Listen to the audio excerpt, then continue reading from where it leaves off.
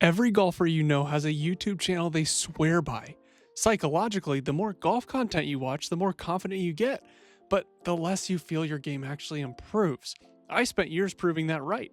And then I found 4 lazy habits that make being a plus handicap a tap in, even with a 9 to 5. You're probably already doing most of them, just completely wrong. And none of these are complicated. You don't need more time or a fancy coach. Honestly, it's one or two adjustments away from playing really, really good golf, but most of us skip it because we think that it doesn't feel or look like progress. So this video is all about those 4 simple things. Habit number 1 is to just roll putts every day. I mean, putting's the second most important thing when it comes to scoring according to strokes gained, right behind approach play.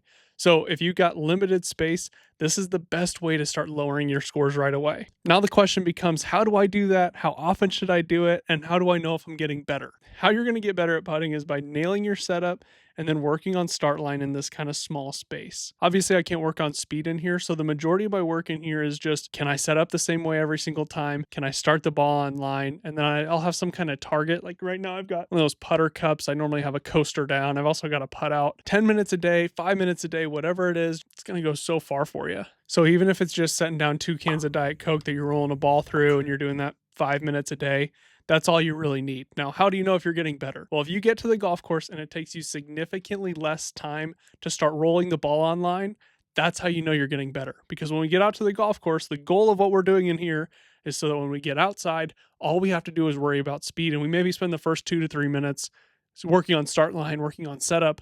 But all I'm trying to do when I get out to the golf course is roll a bunch of really long putts, get really good at not 3-putting effectively. And the reason I say this is a lazy habit is because I can do it while I'm watching a YouTube video or listening to a podcast, and it's, I don't know, like 13 seconds from my bed. I am more than 13 minutes away from the nearest public driving range here in the middle of nowhere, Ohio. And so when I do get out to the driving range, in order to get the most out of that session, I have to take advantage of what that driving range has by practicing in the complete opposite way that it was designed. Driving ranges and even like the way we talk about divot patterns are designed in a way where you're rewarded for hitting 57 irons to the same target. I implore you, change up your targets, practice like you play, because in reality, you and I both know we don't have a ton of time. I maybe get to the driving range for an hour a week, and hopefully you're getting more than that, but realistically, you're not. Most of these practice programs I see are very built around block practice or built around changing your swing. I mean, I'm 25 and I have no desire to go change my swing. I've been playing for long enough that at this point, my primary goal is to make good contact, have it start relatively close to where I want it to go, and then get really good at putting. And there are multiple studies to back this up to showcase that random practice is going to allow you to perform better under pressure. And pressure doesn't have to be your club championship. Pressure can just be like the 1 round you get a week or 1 round you get every other week. I'll link those studies down below, but effectively what happens is scientists break groups up into 2. One group does block practice, one does random. During that first session, the block practice group does significantly better, and the random practice group really struggles. Then when they bring them back a week later for the assessment, the random group way outperforms the block group in the actual task that they have to do. Block practice is phenomenal for changing a movement pattern. So if you're working on a swing change with a coach, use block practice for that. But eventually that has to transition into random practice because golf is just a bunch of random shots that we have to figure out on the fly. And you only get one chance at that shot. So if you hit a second shot on the range to the same target with the same club, you're practicing for one of 2 things: a mulligan during an outing or a penalty shot. So make sure you're changing up clubs, change up targets, change up distances. And if you want to see what kind of a structured version of that looks like, I'll link the 59-minute practice plan below. It's completely free. You just tell me where to send it. But that gives you a good idea of how you should structure your time from a category perspective, how much time you should be spending on driver versus irons versus chipping versus putting. And it gives you good examples of drills that are structured random practice. So you're not just having to figure out targets on the fly. It gives you a little bit of guidance while still changing up shots every single time. Now, I'm kind of feeding into habit number 3 right now, but habit number 3 is just staying active. I've got a walking pad right there. I've got some bands laying around the house. I kind of try to stay moving throughout the day. I mean, I sit at home. I work from home.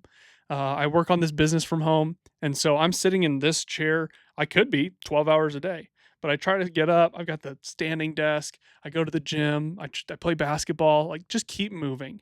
And I'm not a physio, so I'll actually link down below some people you can follow who are phenomenal. I've either used their programs or I've used their free stuff that they put out on Instagram. But for me, I've got a couple hip movements that I'll do every once in a while that keep me loose, kind of always stretching or, like I said, walking or playing basketball or lifting. Just stay active, because if you're sitting at a desk like me, your hips are gonna tighten up, back's gonna tighten up.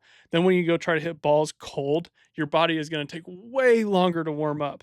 So it's kind of a like, if you stay ready, you don't have to get ready kind of a vibe. This video is significantly less scripted, by the way, than anything else I've done over the past couple years. So if you like it, comment down below. If you hate it, comment down below. And if you're completely indifferent, I don't know why you're still watching this. But to wrap up lazy habit number 3, this is, I mean, literally, I'm willing to bet you I stretch 5 or 10 minutes a day. It's very limited. It's not this big like pliability routine. It's just like a couple stretches. I try to walk as much as I can. I'm not overly conscious about it. In college, I definitely was, but now it's like I just need to move enough so where I can get warm within 10 swings. Now, the final lazy habit is a little bit hypocritical because you're sitting here watching this video, and I'm about to tell you that watching golf content is actively hurting you. Not in the fact that it's making you actively worse at golf, but it's raising your confidence level in your own abilities. And so then when you go out to the golf course and you have the same abilities, or even if you've gotten a little bit better, your expectations are up here. And if you've gotten this much better, well, then it's still this big gap where you feel like, oh, I should be so much better. And this just feeds into the really poor expectations that the majority of golfers have relative to their skill level. For example, we did a podcast recently, and one of the stats we threw out there was that scratch golfers from 6 to 9 feet make 49% of their putts. Scratch golfers. You know how many accounts out there are named Chasing Scratch? And you want to bet that they're, for the most part, thinking, I got to make every single putt inside 9 feet. No, you don't. Like, I'm a plus whatever. I put it in the title. I'm plus 2.6. I've been as good as a plus 5. I miss a ton of putts inside of 10 feet. The difference is just that I make less mistakes. And honestly, all these habits build into that. All these habits are designed so that you make less mistakes on the golf course. So related to the content thing, and I'll link the full study down below, but there was a study that was done in 2018 on a group of people watching how-to videos, and basically after every single how-to video that they watched, their confidence level kept going higher and higher and higher, even though they hadn't actually practiced the thing. And I've also got this weird intuition that no studies have been done on this, but like if you go watch a crappy golfer play on YouTube, you automatically think, well, I'm so much better than that, even though you could be better than that, but you're automatically assuming that you're maybe 5 shots better than you actually are.